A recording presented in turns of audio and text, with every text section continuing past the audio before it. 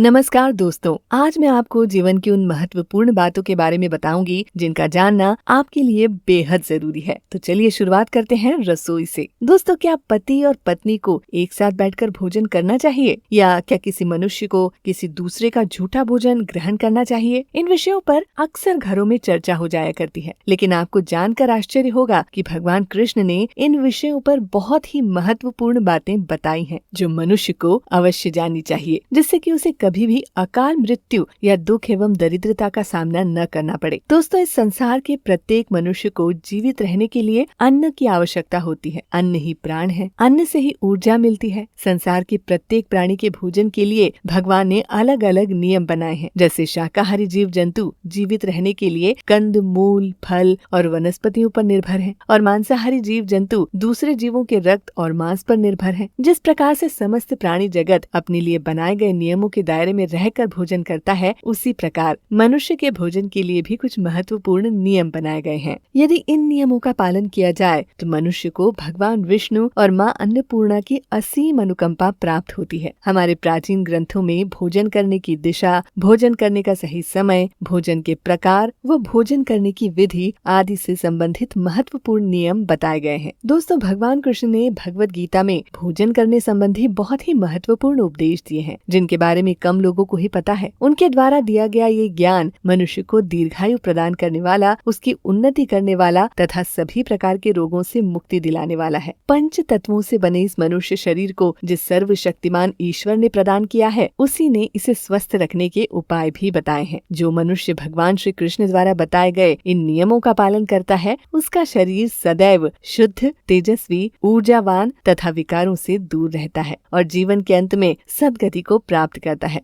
भगवान श्री कृष्ण ने भागवत गीता के माध्यम से मनुष्य को भोजन के प्रकारों के बारे में बताया है। उन्होंने बताया है कि किस प्रकार के भोजन से मनुष्य की प्रवृत्ति क्रोधी, क्रूर और राक्षसी बनती है, और किस प्रकार का भोजन करने से मनुष्य सदाचारी, विनम्र और अपने मन पर विजय प्राप्त करने वाला अर्थात जितेंद्रिय बन जाता है। मनुष्य जिस प्रकार का भोजन करता है, उसे उसी प्रकार का शरीर और विचार भी प्राप्त होते हैं। इसीलिए धन की देवी माँ लक्ष्मी की प्राप्ति करने के लिए भी मनुष्य को उचित भोजन सामग्री का चयन करना चाहिए। मनुष्य चाहे निर्धन हो या धनवान, वो चाहे वन में रहता हो या महल में, उसे अपने शरीर के पोषण के लिए भोजन की आवश्यकता अवश्य होगी ही होगी। लेकिन इंद्रियों के तृप्तिकरण में उसे इतना भी उन्मत्त नहीं हो जाना चाहिए कि वो केवल तामसिक और राजसी भोजन को ही ग्रहण करे। इससे वह क्रूर तथा निष्ठुर प्रवृत्ति का हो जाएगा। ऐसा देखा गया है कि लगातार तामसिक आहार को ग्रहण करने वाला व्यक्ति अपने मान सम्मान व कुल की मर्यादा तथा अपने शील एवं संस्कारों को नष्ट कर लेता है और बुरे कर्मों का मार्ग पकड़ लेता है। इसके अलावा लगातार राजसी भोजन करने वाला व्यक्ति क्रोधी, आलसी और हिंसक हो जाता है। किंतु जो मनुष्य ईश्वर को प्रणाम करके नित्य सात्विक आहार ही ग्रहण करता है, उसका मन पवित्र एवं शरीर दिव्य, ऊर्जावान तथा तेजोमय बन जाता है। आइए अब बात कर लेते हैं वास्तुशास्त्र की। दोस्तों, मनुष्य को किस दिशा में बैठकर भोजन करना चाहिए या भोजन करते समय उसका मुख किस दिशा में होना चाहिए, भोजन शुरू करते समय कौन सा मंत्र बोलना चाहिए और भोजन करने के पश्चात क्या करना चाहिए, इन सब के बारे में वास्तुशास्त्र में स्पष्ट निर्देश दिए गए हैं। आज इस वीडियो में हम आपको उन्हीं महत्वपूर्ण बातों के बारे में बताने जा रहे हैं। तो सारी बातों को जानने और समझने के लिए बने रहिए हमारे साथ इस वीडियो के अंत तक। अगर भोजन करते समय परिवार के सभी सदस्य सही दिशा का ध्यान रखें तो घर से क्लेश और बीमारियां दूर होने लगती हैं और माँ लक्ष्मी की कृपा से घर में सुख समृद्धि का आगमन होने लगता है। इसीलिए हमें वास्तुशास्त्र में बताए गए इन महत्वपूर्ण नियमों का अवश्य पालन करना चाहिए। दोस्तों, विष्णु पुराण के अनुसार भोजन प्रारंभ करने से पहले हमें थोड़ा सा अन्न भूमि पर रख देना चाहिए,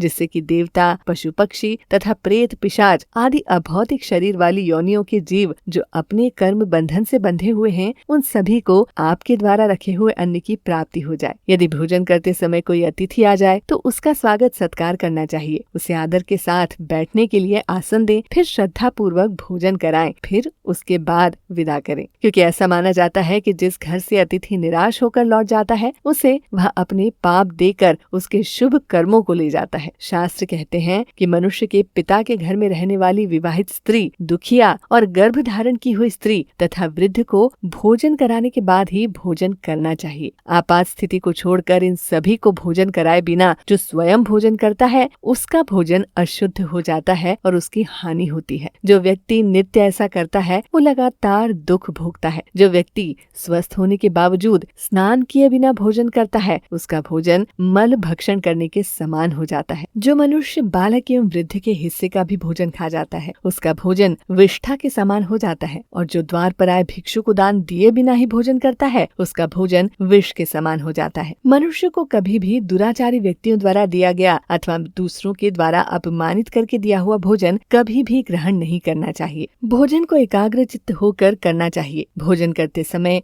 मन में ईर्ष्या, द्वेष, लालच और हिंसा का भाव नहीं लाना चाहिए। भोजन में क्रमानुसार प्रथम मीठा, फिर नमक युक्त, उसके बाद खट्टा और अंत में कटु एवं तीखे पदार्थों का सेवन करना चाहिए। प्रथम 5 निवाले मौन होकर ग्रहण करना चाहिए। भोजन से संबंधित इन नियमों का पालन करने से उन मनुष्य के बीमारियों से संबंधित पूर्व जन्म के पाप कर्म नष्ट होने लगते हैं और ईश्वरीय कृपा से उसे इस जन्म में कभी भी अन्न की कमी महसूस नहीं होगी। दोस्तों, वास्तुशास्त्र के अनुसार पूर्व दिशा में बैठकर भोजन करने से व्यक्ति रोगों से और मानसिक तनाव से मुक्त होने लगता है। घर के बीमार और वृद्ध व्यक्तियों को घर की पूर्व दिशा में बैठकर अवश्य भोजन करना चाहिए। इससे उनके स्वास्थ्य में सुधार होता है, क्योंकि पूर्व दिशा उगते हुए सूर्य की दिशा है और सूर्य देव बल, आरोग्य और दीर्घायु प्रदान करने वाले देवता हैं। अगर व्यक्ति अपने व्यवसाय में उत्तरोत्तर वृद्धि चाहता है अथवा नौकरी की तलाश में है तो उसे उत्तर दिशा की ओर मुंह करके भोजन करना चाहिए। उत्तर दिशा माँ सरस्वती की दिशा है। इससे उस व्यक्ति को अपने कार्यों में सफलता प्राप्त होती है। इस बात का हमेशा ध्यान रखें कि दक्षिण दिशा की ओर मुंह करके भोजन नहीं करना चाहिए। यह दिशा यमलोक की दिशा है। वास्तुशास्त्र के अनुसार टूटे फूटे बर्तनों में भोजन नहीं करना चाहिए। यह दुर्भाग्य को निमंत्रण देने के समान है।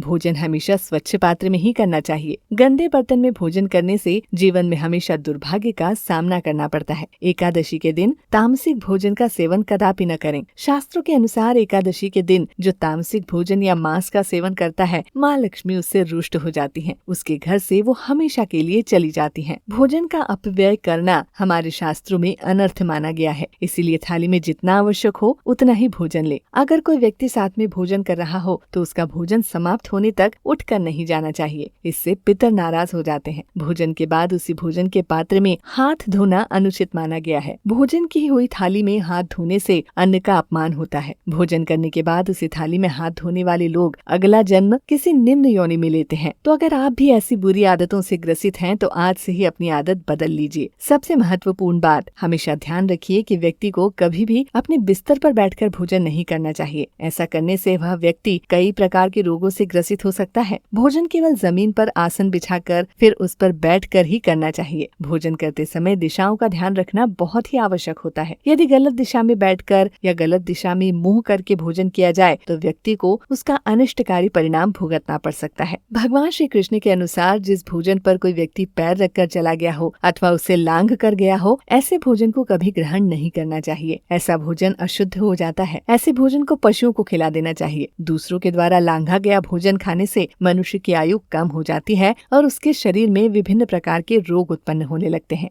गरुड़ पुराण के अनुसार जब किसी भोजन में बाल निकल आता है तो ऐसा भोजन त्याज्य हो जाता है। यदि किसी भोज्य पदार्थ में बाल निकल आए तो उसे कभी भी प्रसाद रूप में ईश्वर को नहीं चढ़ाना चाहिए और न ही उसे स्वयं खाना चाहिए। ऐसा भोजन प्रेत पिशाचों को प्राप्त होता है। भगवान कृष्ण कहते हैं कि मनुष्य को कभी भी किसी दूसरे के लिए परोसा हुआ भोजन भी नहीं खाना चाहिए। जो मनुष्य दूसरों का भोजन छीन कर खाता है अथवा किसी को दिए बिना ही उस अन्न को स्वयं ग्रहण कर लेता है, उससे माँ अन्नपूर्णा नाराज हो जाती हैं। भोजन को सभी में बांट कर खाना चाहिए। दूसरे के हिस्से का भोजन करने से मनुष्य के पुण्य कर्म नष्ट होने लगते हैं। पवित्र आसन पर बैठकर अपने पैरों को जमीन पर रखकर और पूर्व की ओर मुख करके भोजन करना ही सर्वोत्तम होता है। इस प्रकार से भोजन करने से यश और मान सम्मान की प्राप्ति होती है और उत्तर की ओर मुख करके भोजन करने से धन की प्राप्ति होती है। और हाँ, ध्यान रखिए, भोजन करने से पहले अपने शरीर के 5 अंगों यानी दोनों हाथ, दोनों पैर और मुख को अवश्य धो लेना चाहिए। भोजन के पात्र या थाली को भूमि पर रखकर ही भोजन करना सर्वश्रेष्ठ माना गया है। शास्त्रों में इस प्रकार के भोजन को उपवास के समान बताया गया है। मनुष्य को क्रोध रहित होकर भोजन करना चाहिए। क्रोध की अवस्था में भोजन करने से शरीर में कई प्रकार की व्याधियां उत्पन्न हो सकती हैं। जो व्यक्ति पैरों में जूते पहनकर भोजन करता है वो सर्वथा अनुचित कार्य करता है। इस प्रकार से भोजन करने को आसुरी भोजन करना माना गया है। शास्त्रों के अनुसार ठीक मध्य रात्रि में और ठीक मध्याह्न में भोजन करना भी अशुभ माना गया है। यदि पेट खराब हो तब भी भोजन नहीं करना चाहिए। गीले वस्त्र पहनकर भी भोजन करना अशुभ होता है। सोते हुए,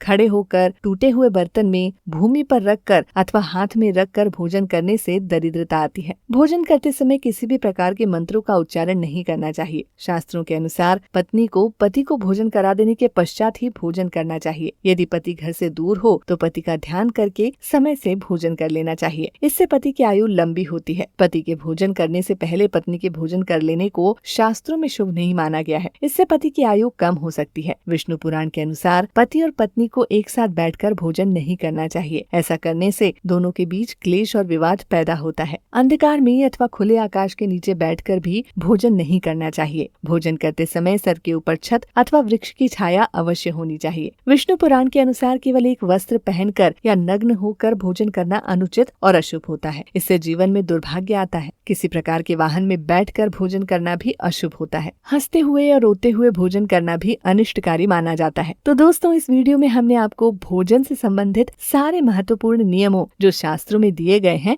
आपको बताए हैं। इन नियमों से संबंधित आपके कुछ अनुभव रहे हों तो हमें नीचे कमेंट सेक्शन में जरूर बताएं। वीडियो पसंद आया हो तो इसे लाइक करें और अगर अभी तक आपने चैनल को सब्सक्राइब नहीं किया हो तो नीचे बेल आइकन को दबाकर सब्सक्राइब कर लें। वीडियो को पूरा देखने के लिए आपका बहुत बहुत धन्यवाद।